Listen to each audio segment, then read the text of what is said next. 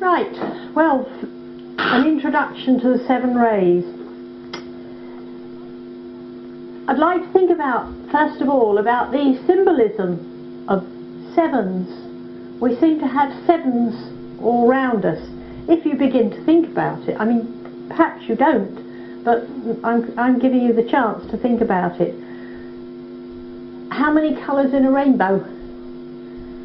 How many musical notes? We have 5 senses.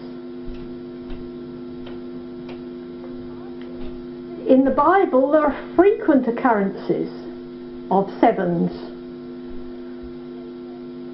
So they say it took 7 days to make the world. The clean beasts were taken into the ark in sevens. The Day of Atonement fell in the 7th month. Pentecost is 7 weeks after the Passover. Every 7th year was a sabbatical. And a Jubilee year is a year after 7 times 7, where you get the 50th year. Every religion has its own version of 7 spirits before the throne of God, its own symbolism of sevens. Pythagoras considered 7 to be a perfect number. If you look at the index to our Theosophical classical work called The Secret Doctrine, 7s run to several columns. And it seems as if the septenary law is basic to the solar system. So how and why do we get sevens? We can start with unity. I'll put a ring round it because the little dot may not show up very well. This is supposed to represent, in what I'm talking about tonight, this is supposed to represent the unmanifest, the one eternal immutable principle which existed before manifestation, before the universe was created. The purpose of manifestation, I would suggest, is, on the purpose of life, is for consciousness to become aware of itself. At the initial stage of unity, consciousness is completely unaware, and then it splits into small units and becomes differentiated. So this one actually splits and becomes a lot of many units, which actually finish up as you and me, and how many of us are there in the world, let alone the universe. So we have differentiation. The universe comes into being so that this consciousness, which is this one, can express itself through experience, through the senses, can experience what life is in all its aspects. And eventually, so we are told, consciousness returns to the state of unity, but now it is fully aware of itself. The parts have re-become the whole. Now, when you start talking about manifestation, when the one becomes a duality, when you start with manifestation, you immediately get a duality. So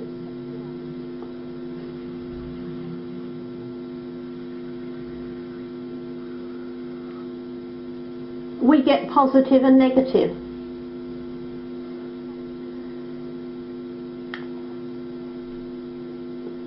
we have consciousness or a knower and the thing that it wants to know, not realising that the objective world is really itself all in one. And so this one has become two, the knower and the known. And this in itself creates a relationship between them, so we get a third, the process of knowing. So from one we've become a duality and then a trinity.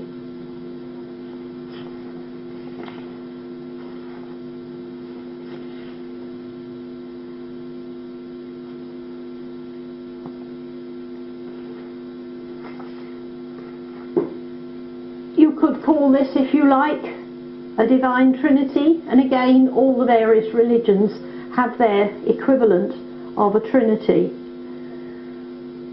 And if we draw it as a triangle,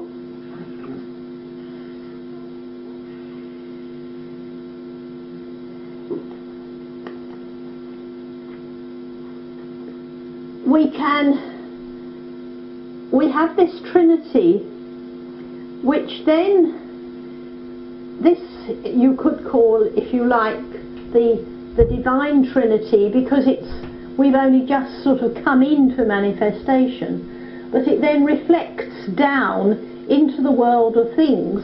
So we could draw that triangle, we can draw a reflection of it like that.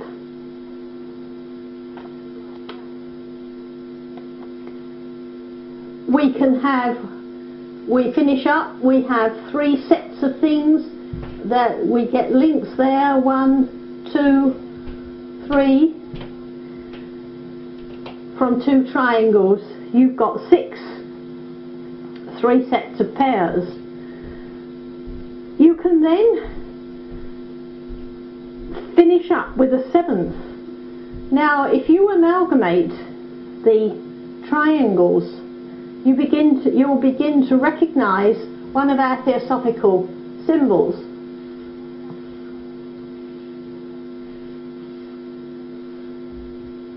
You recognise that, don't you? And the 7th is either a point in the middle or something that goes all the way around the outside. If you like to think of an analogy of light, you have white light, you shine it through a prism, and it becomes 7 colours, the 7 colours of the rainbow. And I'm talking about sunlight rather than paint colours. There are 3 bright colours and 3 dark colours. The bright colours are red, orange and yellow, and the dark colours are green, blue and indigo. Each of these pairs, when blended, becomes white. Red and green become white, orange and blue become white, yellow and indigo become white. If you mix them all up together, the synthesis is violet. There's another analogy that we can do on this business of sevens. If you start out, I'll try a different pen because the other one's beginning to get a bit dry. If you start out with 3 things, how many times can you put those together?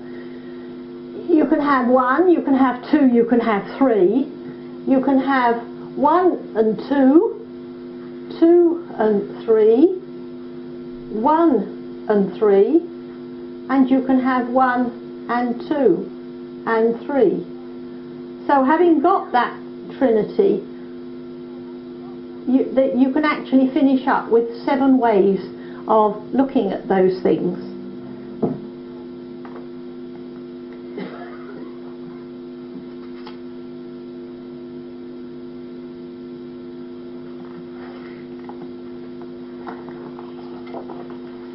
I've got a chart here which you might like to pass round.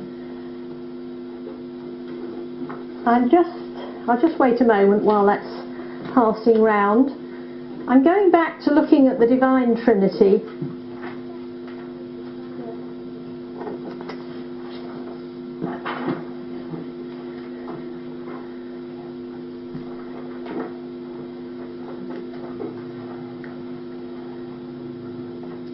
we've got this top triangle which is sort of running off the top of the diagram, the Divine Trinity.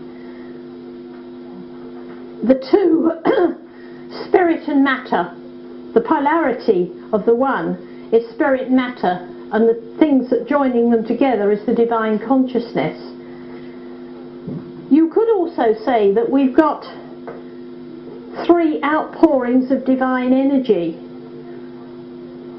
When you get manifestation, you have to have the matter of which the universe is going to be composed. You then have to have the forms that that matter is going to be created into, and then we have to have the consciousness, the spirit that comes in and informs those life forms. And we seem to get, on the right hand side, 7 basic orders of matter, giving us a material evolution. We've got life forms, giving us 7 kingdoms of nature and the biological evolution. And in the consciousness side, the spirit soul, we are told about 7 rays and the spiritual evolution. So there we have a suggestion of 3 channels of creation and evolution. Now you don't have to believe that. If you want to leave it on one side, that's all right.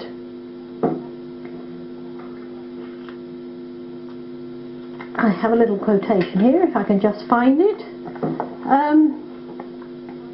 This diagram, by the way, was taken out of a book called Space, Time and Self by Norman Pearson.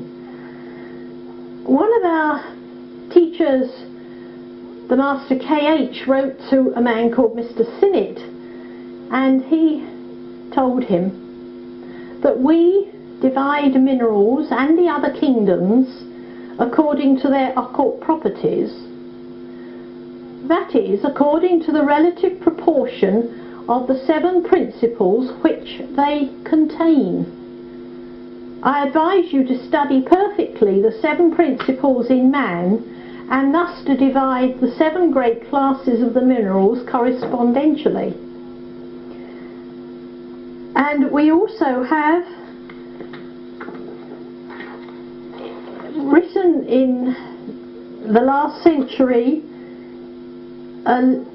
something from a man called T. Subbarao. He was reviewing a book. Doesn't really matter what the book was called, but in that review he said that every class of adepts or masters has its own bond of spiritual communion which knits them together.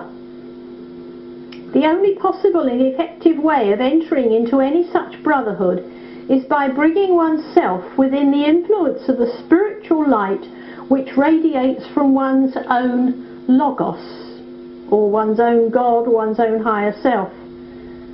Such communion is only possible between persons whose souls derive their life and substance from the same divine ray, and as 7 distinct rays radiate from the central spiritual sun.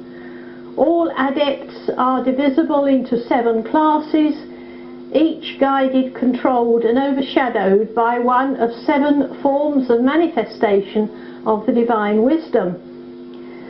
So we are told there that there are 7 distinct rays, 7 principles which give us 7 sorts of people. The 7 channels through which the divine life flows into the world. All through evolution, consciousness bears the stamp of the particular spirit through which it has emanated, and so everybody falls into one or other category.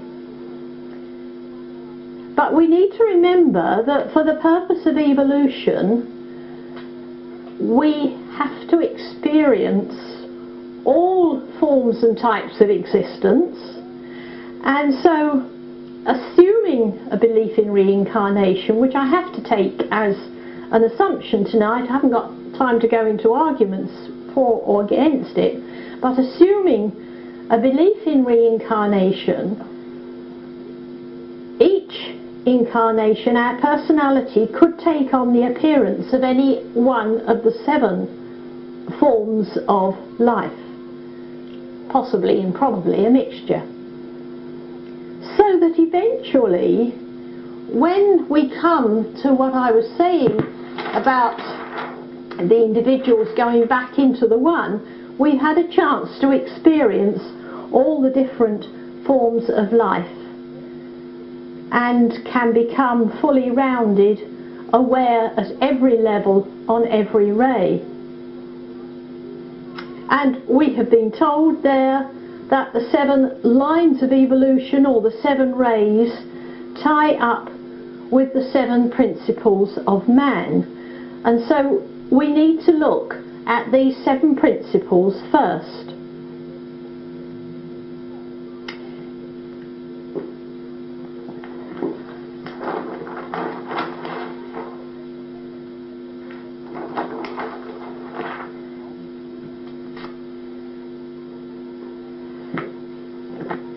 We have the Divine Trinity. Now, if we look at 3 aspects of cosmic consciousness, we are told that they are reality, bliss, and pure thought.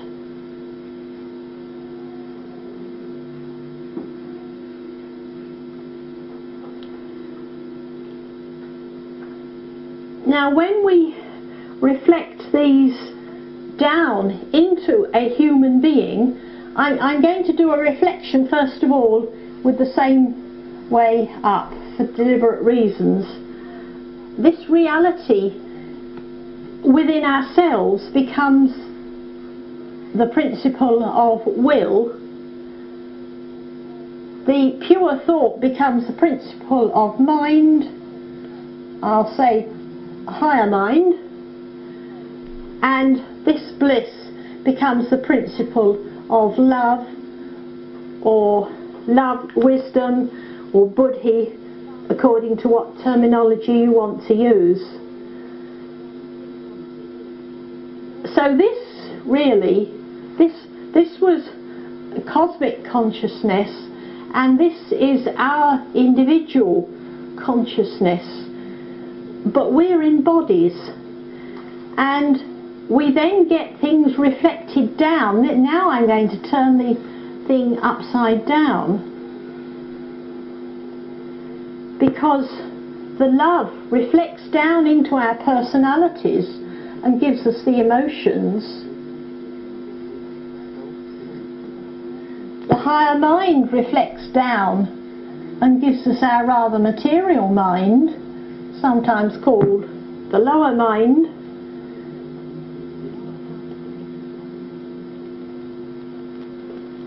The will comes down, and it really doesn't matter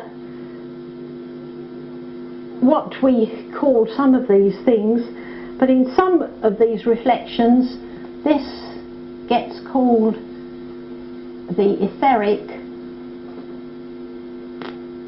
and the whole of this is then in a physical body, which gives us the 7th.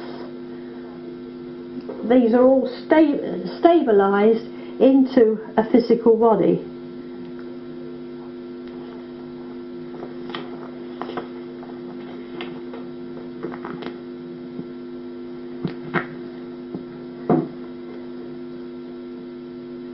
If I can go back to these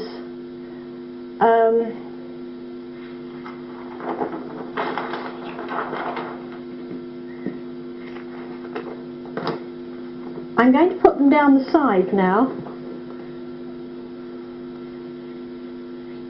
Will, love, higher mind,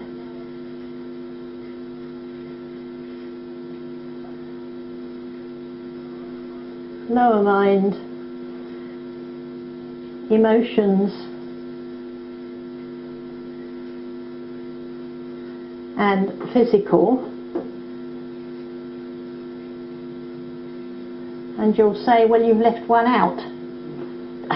I've left one out in the middle, because this is when we start to talk about rays and the principles, we actually have this middle one as a harmonizing link between the two triangles of our higher selves and our lower personality. And we begin to think of translating these principles of man into a ray type. Now, what is a man of will going to be, do you think?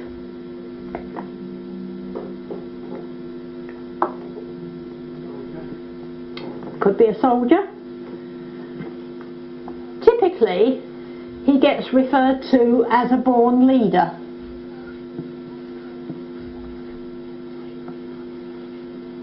You could say bossy boots if you like. if will is taken, you know, too far. The love, the intuition side is usually referred to as a teacher.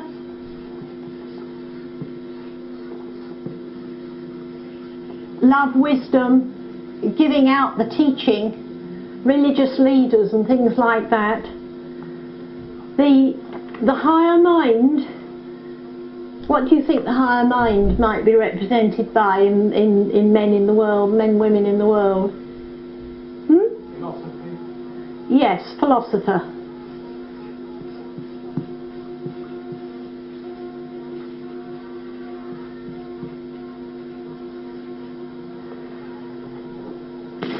The link and the harmony is usually suggested as being an artist.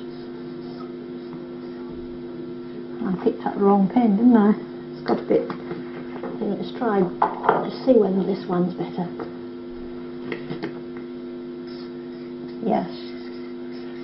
An artist or an interpreter who sort of links the two together.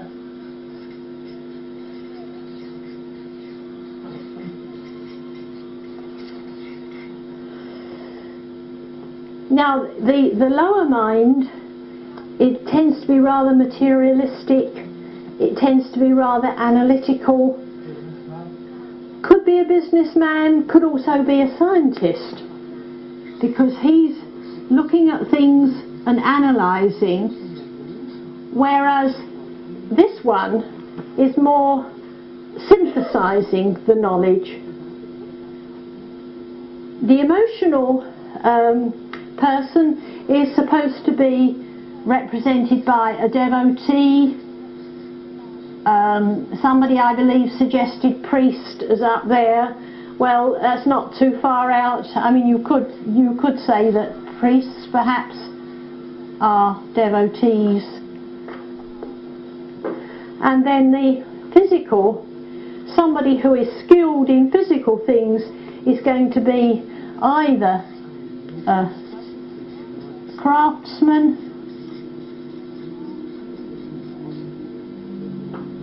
or a ceremonialist.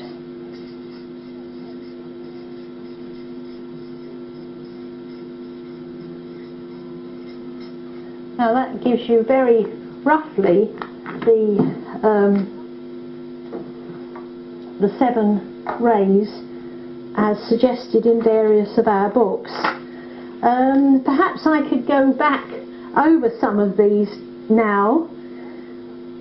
So we have these principles which are, we've all got these principles, we all have them. We have originally come through one particular ray, so we are told, and therefore we probably, our higher self, the spirit, the spark, probably has one of these more dominant than another. But because we are living in the world, we've got personalities, and we have to experience all sorts of life. Our individual personality could be in any one of these others, or the one, or any of them. So probably what we're going to be looking at and talking about is the ray that our personality is going to be on in this particular life.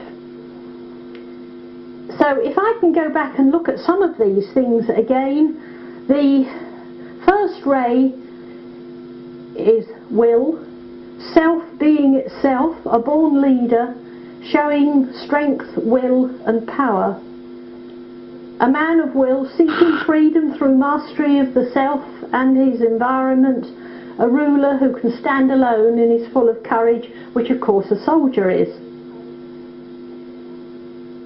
These things have negative aspects as well, because you can take these things and there can be negative sides, there can be faults and weaknesses, and the trouble with a man of will may be pride and arrogance, tyranny, obstinacy, and therefore somebody like that really needs to cultivate patience, humility and compassion. Then we come to the man of love, seeking unity through sympathy, a brother to all, a philanthropist, helps to bring out the best in you. That's what a born teacher does, brings out the best in you. Recognises the unity in everything, recognises the unity in you.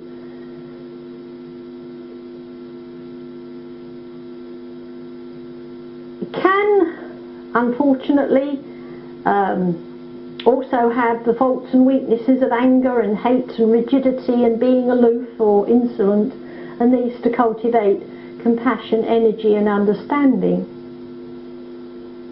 Now the philosopher is a man of thought, who's seeking to understand things through the study of life, not going to be too fussy, fairly adaptable and tactful, might even be a mediator, understands the broad principles of things. The faults and weaknesses that might lie there are possibility of mental blindness, pride and cynicism and possibly fear, so needs to cultivate sympathy, devotion and exactitude. Now we have the link, the man of imagination. That's an artist, isn't it? A man of imagination. Seeking harmony in a threefold way. Could be a magician, an actor, a symbolic artist, a poet. Appreciating beauty, integrating things, joining the two sort of triangles together. The faults and weaknesses there can be laziness, vacillation, not knowing which way to go, and a certain amount of turbulence possibly. Needs to cultivate self-control, equilibrium and serenity. Now the lower mind person, the scientist, an analytical scientist, he's a man of thought, seeking truth in the world, very exact, Cardiff-minded, looks at and understands the laws, and looking at detailed knowledge. That can bring about, if one isn't careful, a certain amount of coldness and narrow-mindedness, and therefore needs to cultivate a breadth of vision and perhaps a little bit of reverence and mercy. Now a man of love reflected down into the emotions, is seeking God in the goodness in the world, serving others, trusting in God, full of obedience and faith and trust. Now, some of the faults that could arise from that could be bigotry and superstition and sectarianism, becoming over emotional about things, and needs to cultivate tolerance and purity. Now we come to the skilled man. Again, the physical is reflected down from the will at the top, so we still have a man of will, but seeking the beauty that is God in the world. Could be an artist, an engineer, a craftsman, a ceremonialist, any skill in action. And you could think of a dancer or an athlete.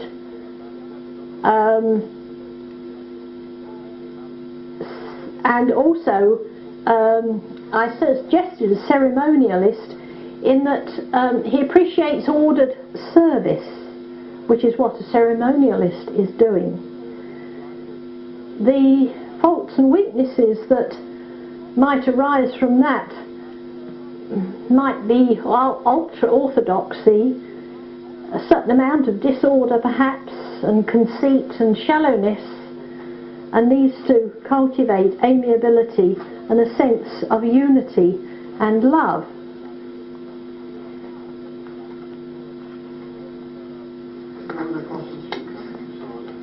Where, sorry? Where does the prostitute come into that? I don't know. I hadn't thought about that.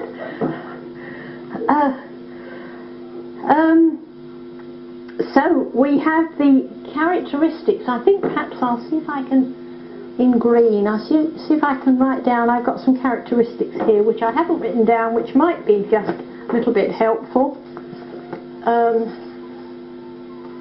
The characteristics there is power and wisdom, creativity,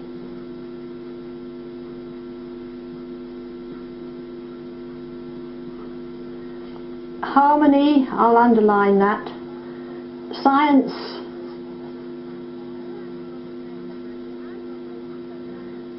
devotion,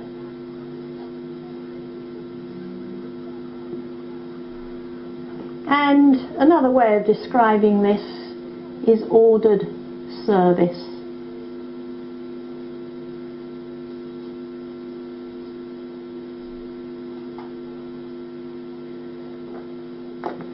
You could actually get, with a certain amount of ceremonialist things, ordered service, you could say that some of the religious things could come into this category, as well as you've got the devotional side with the devotee. There's also that ordered service side of things. Right. Well, now, inevitably you're going to say to yourself, if you have any interest, I wonder what I am, I wonder what you are. And inevitably you'll be saying, well, I feel as if I'm a bit of this and a bit of that. It's one of the things that slightly amuses us, some of us older members of the Society, that in the 1920s, when the knowledge of these seven rays became open and popular because of certain books that got written, that everybody in the Society tried to work out what ray they were on.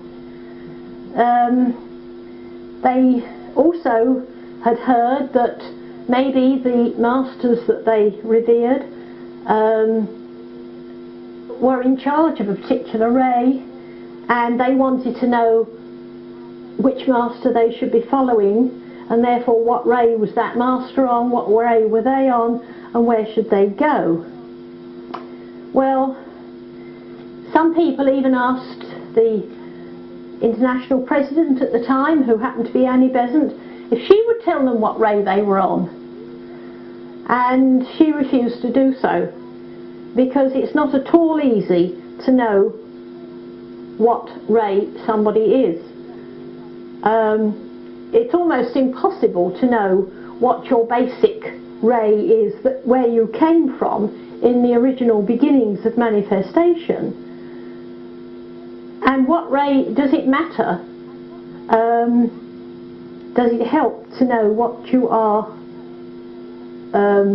what your personality is? Well, probably yes, it is going to help to know what your personality is, but it's not necessarily going to help you in the future, because you've also got to find and work in other lives on other rays, and you've probably worked on other ones in the past. I've got a quotation from one of our books, if I can find it. Which is, I know I spoke about various weaknesses, and one of our writers has suggested that some people thought that if you looked at the weaknesses, it might be easier to know where you were than looking at the positive side of things. And he says that it's absurd to identify and find correspondences of rays with human weaknesses, temperaments and idiosyncrasies, because these are passing phases and characteristics that we gather during the course of our evolution and then are shed as we evolve further on. So it depends whether you really want to know what you are now or what you are basically. As I've said, it can help, because I think it helps you to understand yourself a little bit. It also helps you to understand other people a little bit. I understand that a previous international president, later than Annie Besant, a man called Sri Ram, was against members studying the rays, and I think I can see why. Because, as I've said rather jokingly about people in the 1920s wanting to know what ray they were on, there was also a tendency to divide everything in the universe into these various 7 rays, and looking for correspondences under every stone, so that you can find some books which go into long columns, and I don't really think that one is going to get very far by trying to categorize and classify everything in the universe, whether it's gems or stones or plants or animals. I don't think that's going to help us in our understanding of the rays and where we are. The other reason why I think Sri Ram thought it wasn't necessarily a good idea to look at these things is that some people would use this as an excuse for not doing something. They say, oh well, I can't possibly be expected to understand philosophical things because I'm a devotee, and then not trying. Or they might say, oh well, I think I'm a person of will and power, and you ought to elect me as your leader. Now, all those things are rather stupid things to do in my mind. Probably people will be displaying qualities of many of the rays, with not one particularly dominating. The monadic ray, the ray that spark came through, is going to shine through one of the aspects of the cosmic trinity that we were looking at earlier, and thereafter is going to come through all these other 7 rays. So one quality or aspect will predominate at any one time, and if we are going to find out what that monadic ray is, then what we've got to do is to lift ourselves out of our personalities, lift our consciousness to a much higher level, and I rather doubt whether anybody in this room could do that. The qualities of each of the 7 are actually present in every individual. Look at, again, at the analogy of colour. If you look at yellow, you can have a greeny yellow, a reddy yellow, a bluey yellow, so that really they all get mixed up together in one way and another. It also applies in all activities of life, whether it's teaching, nursing, cooking, or even shopping. It may be the same activity, but different people will approach it in different ways, which show the characteristics of the rays.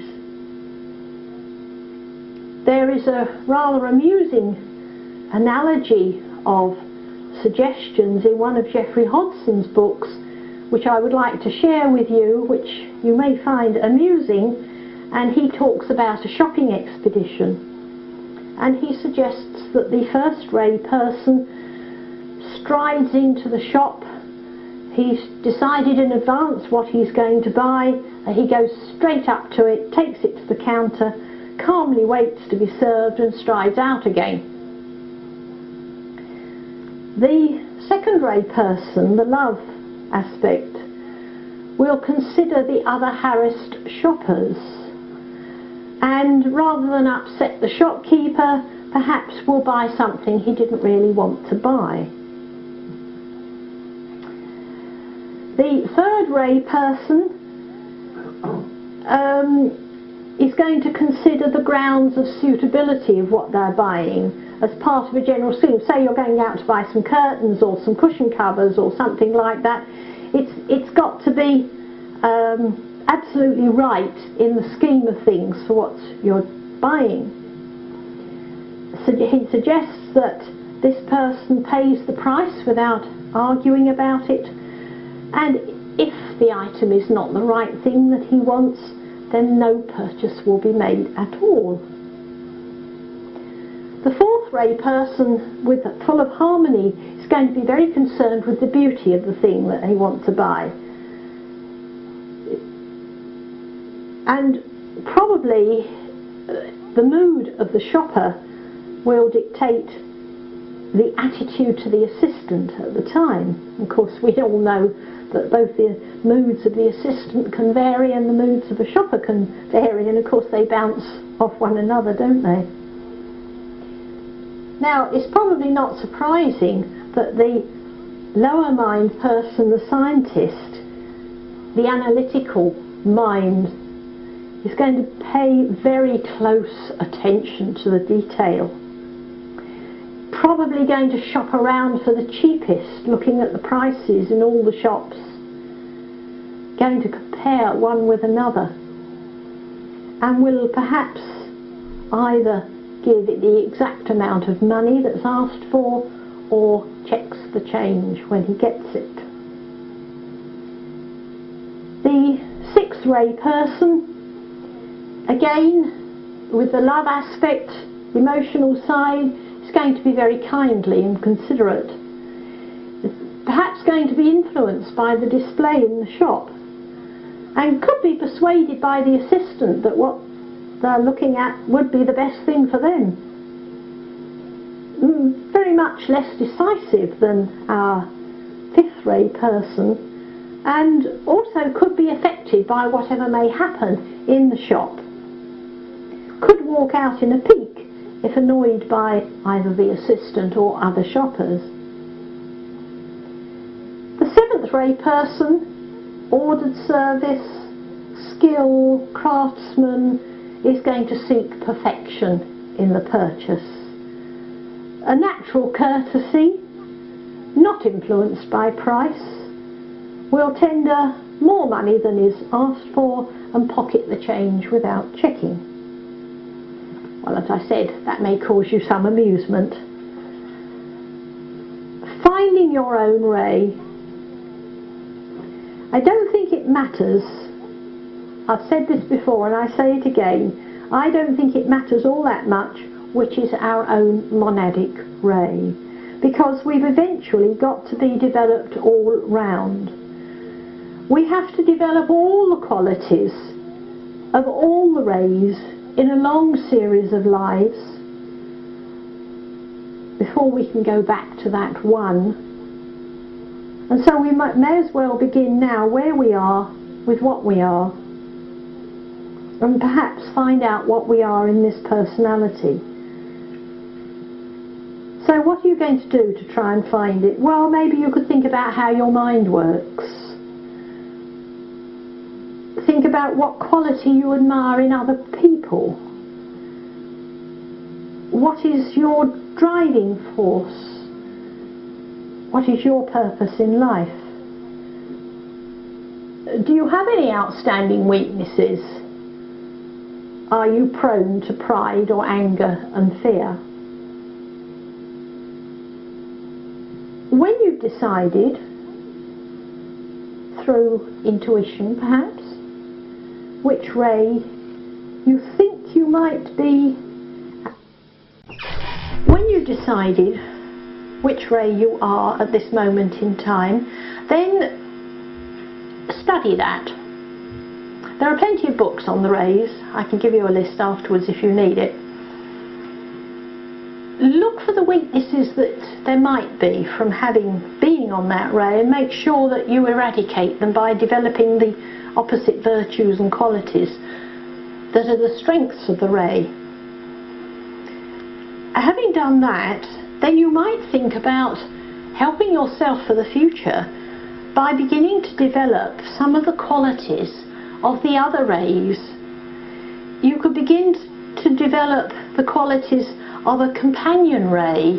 If you think of these in the pairs, you've got a companion ray that you could begin to develop those qualities as well. It's all helping you to become a more rounded person. Or you could look at another quality within the triangle, because again you're going to need all of those. You're going to need to develop your mind, you're going to need to develop your emotions, you're going to need to develop your physical skills, so that you could learn to do some of these other things. One of the most important things is, don't compare yourself with others, because what somebody else is nothing to do with you. You can't compare, because the other person has got their own life, they've got their own experiences, they've got their own future. So what Mrs. Bloggs does doesn't mean that you have to follow the same or be the same. Look to yourself. What other uses might there be in studying the rays? Maybe it could help provide vocational guidance. It could open the way to a more intelligent use of your faculties, leading to a more purposeful living. It can help to awaken spiritual awareness. It helps us in understanding other people. If we know how they tick or how they may tick, then we're perhaps going to be more sympathetic that, okay, I said don't compare yourself with other people, but you may look at other people and say, oh, I think that person might be a such and such a ray person. And it could be useful, because if you know that they are on, let's say, a devotee side, you're not expecting them to be analytical scientists. And if they don't quite understand these analytical things, then perhaps you're going to be more sympathetic with them. That's just one example.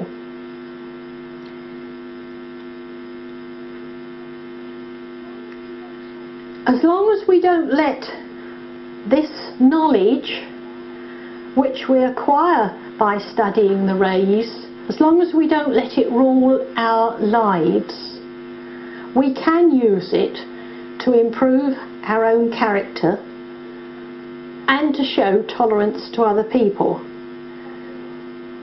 Above all, we will not try to imitate other people, but allow our own individuality to unfold naturally until we can become perfect expressions of the divine life.